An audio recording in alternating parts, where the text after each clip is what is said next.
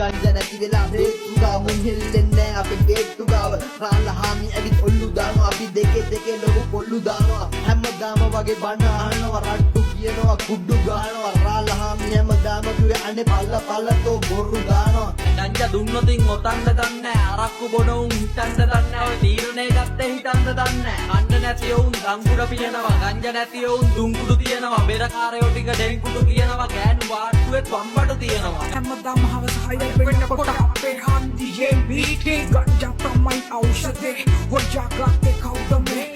අද දෙන්න ගංජා මාමා රෝලගේ වඩු නින්ජා පොලිසියේ යන්නේ ගංජා දෙන්නේ අඩෝ කොහෙද ඉන්නේ රංජා ජොයින් වලට ඉඩ තිබුණන ලංකාවම සාමගාමි අපි වගමුද රට හදමුද ගංජා හේනේ පැල් රකිමුද